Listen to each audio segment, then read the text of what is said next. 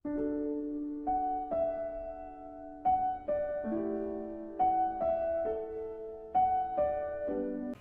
મનીષ પટેલ દાહોદથી.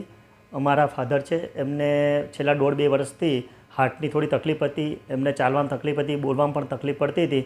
તો અમે કાર્ડિયોલોજિસ્ટને બતાવ્યું, પણ એમને અહીંયા ડૉક્ટર માણેક સાહેબ ની ભલામણ કરી અને અમે ડૉક્ટર માણેક સાહેબ ચોપરા, જે નારાયણ હોસ્પિટલ અમદાવાદ છે રખિયાલમાં, એમને આવીને રૂબરૂ મળ્યા.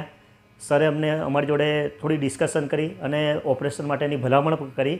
અમે એ ભલામણના આધારે અહીંયા ઓપરેશન કરાયું અને એ ઓપરેશન બિલકુલ સક્સેસફુલ ગયું.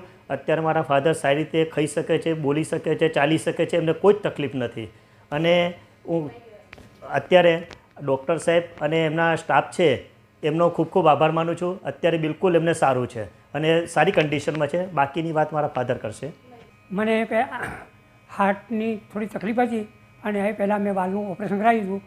તેમ છતાં ફરીથી એ મુશ્કેલી મારી વધી અને તેથી મેં કાર્ડિયોલોજિસ્ટ અન્ય સંપર્ક સાધેલો. તો એમને મને અમદાવાદથી રખિયાલમાં આવેલી નારાયણ હોસ્પિટલની ભલામણ કરેલી કે તમે ત્યાં માણેક ચોપડા કરીને ડૉક્ટર છે, એમને તમે મળો અને એ તમારું નિદાન કરશે અને સારી યોગ્ય સલાહ તમને આપશે. તેથી હું 8 તારીખે 8 ઓક્ટોબરે અહીંયા આવ્યો. સાહેબનું કન્સલ્ટિંગ કર્યું. સાહેબે મને ઓપરેશન કરાવવાની ભલામણ કરી અને બધી સલાહ સૂચન આપી અને આ વિગતે મને સમજાવ્યો. તેથી મને એમ લાગ્યું કે ખરેખર ઓપરેશન કરાવવા જેવું છે. તેથી હું 16 ઓક્ટોબરે આ હોસ્પિટલમાં દાખલ થયો. 19 ઓક્ટોબરે મારું ઓપરેશન સાહેબે કર્યું અને એ ઓપરેશન કર્યા પછી 23 તારીખે મને ડિસ્ચાર્જ કરવામાં આવ્યો. ત્યાર પછી ફોલોઅપ માટે હું એકવાર આવ્યો તો 29 તારીખે અને ફરી આજે 12 તારીખે સેકન્ડ ફોલો માટે આવ્યો છું.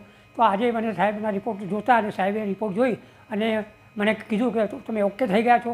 ખરેખર તો મને સરસ રીતે બોલાય છે, ચલાય છે. જે મારી તકલીફો હતી એ તદ્દન બિલકુલ દૂર થઈ ગઈ છે અને બહુ ખુશ રહું છું. અને તેથી માણે સર ચોપડાનો આભાર માનું છું. અહીંનો સ્ટાફ પણ વખાણવા લાયક છે. એમના માટે જે કંઈ બોલીએ તે પણ ઓછું પડે એમ છે. જેથી કરીને ખરેખર હું માણેક સાહેબ ચોપડા સાહેબનો ફરી એકવાર आभार मानूँ छूँ. धन्यवाद. नमस्कार, मेरा नाम डॉक्टर मानिक चोपड़ा है. मैं नारायणा मल्टी स्पेशलिटी हॉस्पिटल में कार्यरत हूँ और मैं एक इंटरवेंशनल कार्डियोलॉजिस्ट हूँ. मैं स्ट्रक्चरल हार्ट डिजीज़ इंटरवेंशंस में सब स्पेशलाइज करता हूँ, जिसमें हम हार्ट के वाल्व्स जो हैं वो बगैर चेस्ट को खोले हुए, बगैर चीरफाड़ किए हुए बदलने के प्रक्रिया को अंजाम देते हैं. हरजीवन दास जी हमारे पास अक्टूबर के महीने में आए थे. इस अक्टूबर में आए थे, डेट इज़ 2021. और उनको चलने में सांस की तकलीफ़ थी. थोड़ा भी चलने पे हांफ जाते थे. रात को अच्छे से सो नहीं पाते थे. नींद में उनको सांस चढ़ता था. ये सब तकलीफ़ों की वजह से वो हमारे पास आए थे.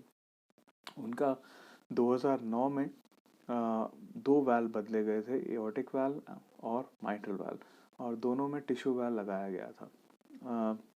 उनका हमने इको किया और उसमें देखा कि माइट्रल वाल्व जो है उसमें ब्लॉकेज आया है, मतलब वो थोड़ा सिकुड़ गया है और उसमें लीकेज भी आया है.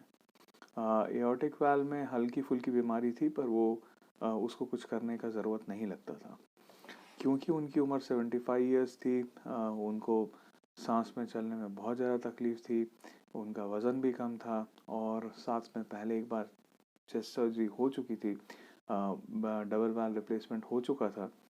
इसलिए उनको ट्रेडिशनल सर्जिकल वे से माइट्रल वाल्व बदलना जो था वो काफ़ी हाई रिस्क था. हमने हमारे कार्डियक सर्जन से और कार्डियक एनेस्थेसिस्ट से भी इस बारे में डिस्कस किया और हम इस कंक्लूजन पे पहुँचे कि इस पेशेंट को बेस्ट हम ट्रांसकैथेटर वे से ही कर सकते हैं. इसके लिए हमने ट्रांसकैथेटर माइट्रल वाल्व रिप्लेसमेंट की टेक्निक यूज़ की. TMVR वाल्व एंड वाल्व में हम बेसिकली पैर के रास्ते की जो वेन होती है उससे हम एक वायर हार्ट में डालते हैं जो हार्ट के राइट साइड पर जाता है. उसके बाद हम हार्ट के लेफ़्ट साइड में जाते हैं, जो बीच की एक इंटरएट्रियल सेप्टम होता है उसको पंक्चर करके, और वहाँ पहुँचने के बाद जो ट्रांसकैथेटर वाल्व है वो पुराने बायोप्रोस्थेटिक माइट्रल वाल्व के अंदर उसको इम्प्लांट करते हैं. इन जनरल ये प्रोसीजर जो है वो अंदाजे से 2 से 3 घंटे चलता है.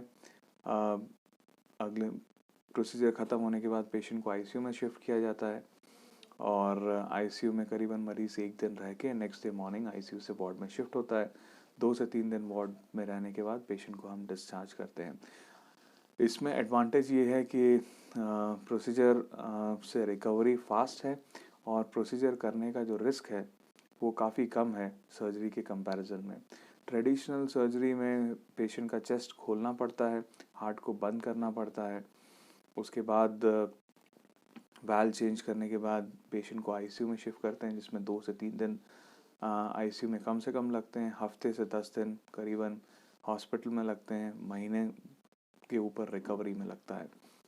और इस ऐसी सिचुएशन में जिसमें पहले पैर रिप्लेसमेंट हुआ हो, उसमें पेशेंट का प्रोसीजरल जो सर्जिकल रिस्क है वो बढ़ता है।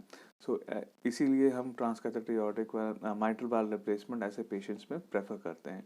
हरजीवन दास जी का भी हमने अक्टूबर के महीने में यही प्रोसीजर किया और प्रोसीजर करीबन 2 घंटे चला। अगले दिन उनको आईसीयू से बाहर शिफ्ट कर दिया गया और 2 से 3 दिन हॉस्पिटल में वार्ड में रहने के बाद उनको डिस्चार्ज किया गया।